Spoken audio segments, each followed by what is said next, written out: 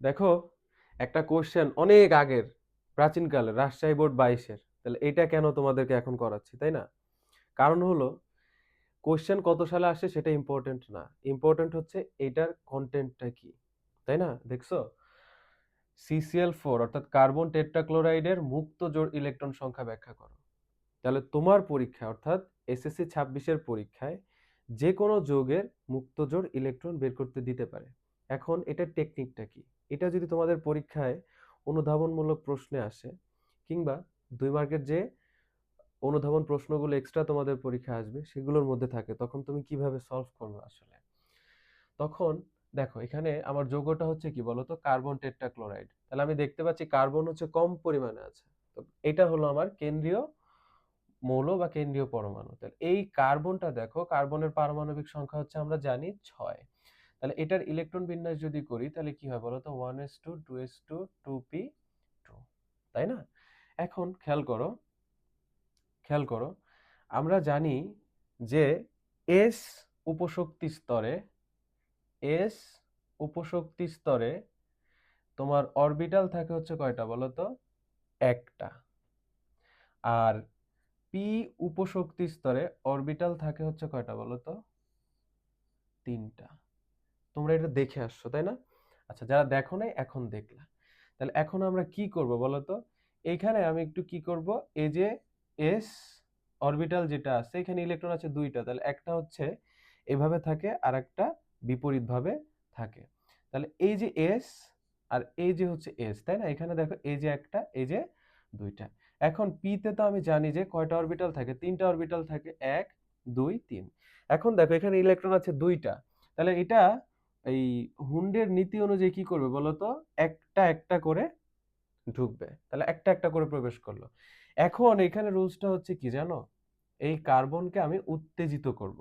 উত্তেজিত করলে কি হবে জানো, দেখো এই যে 2 মানে 2 নাম্বার উপশক্তি স্তর, মানে এটা 2 নাম্বার শক্তি স্তর, 2 নাম্বার শক্তি স্তর, তাহলে এই যে 2s2 থেকে একটা ইলেকট্রন কি করবে, এখানে চলে যেতে পারবে। তাহলে খেয়াল করো, আমার যতটুকু চেঞ্জ হচ্ছে আমি ততটুকু আঁকি বা লিখি। তাহলে এখানে ঘটনাটা কি ঘটতেছে বলো তো, তাহলে এই যে এখান থেকে একটা ইলেকট্রন এই যে এখানে চলে আসলো। তাহলে এখানে যেহেতু চলে গেল, তাহলে দেখো আমার এখানে কার্বনের যোজনী তাহলে কত হলো বলো তো, যোজনী হলো 4। আচ্ছা, এখন কি করব, ক্লোরিন। তাহলে ক্লোরিনের যদি ইলেকট্রন বিন্যাসটা আমি করি, দেখো, তাহলে ক্লোরিন হচ্ছে 17। তাহলে এটা একটু ইলেকট্রন বিন্যাসটা করি, দেখো, 1s2 2s2 2p6 3s2 3p6 4s কত হবে দেখো তো, 10 আর 2 12 আর 6 18। ও আচ্ছা, এখানে 5 দিলেই হয়ে যাচ্ছে। আচ্ছা, এখন তুমি আবার ওইভাবে করো। তাহলে আমি একটা জিনিস খেয়াল করো, এখানে আমার এই যে 3 নাম্বার উপশক্তি স্তর আছে না, এটা একটু আমি ভেঙে লিখি, দেখি এখানে আছে কয়টা, একটা 2টা। আর এখানে কয়টা আছে বলো তো, 5টা আছে না?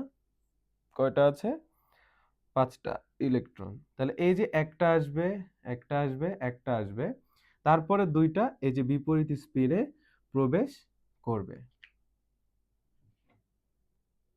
তাহলে যোজনী এখানে কত হচ্ছে দেখো তো,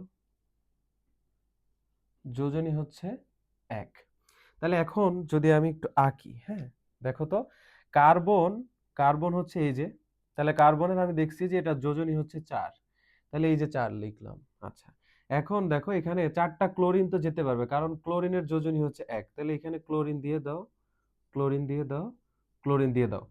এখন দেখো ক্লোরিনের কি হচ্ছে বলতো, ওর যেই কি বলতো, যোজ্যতা ইলেকট্রন, যোজ্যতা ইলেকট্রন কয়টা দেখো তো, যোজ্যতা ইলেকট্রন হচ্ছে 2 2 4 2 6।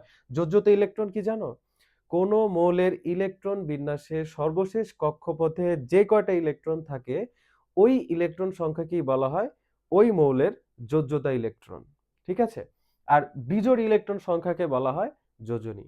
তাহলে যোজ্যতা ইলেকট্রন এখানে কয়টা আছে বলতো, যোজ্যতা ইলেকট্রন আছে মোট 60টা। 60টার এই যে একটাতে এই যে এখানে কি কি হয়ে গেল বলতো, কাজে লেগে গেল। তাহলে বাকি থাকতেছে কয়টা দেখো তো, 1 2 3টা করে, তাই না? দেখো তো, 1 2, এই যে 3 জোড়া করে বাকি থাকতেছে, 1 2 3 1 2 3 জোড়া 1 2 জোড়া 3 জোড়া। তাহলে দেখো প্রত্যেকটাতে 3 জোড়া করে আছে না?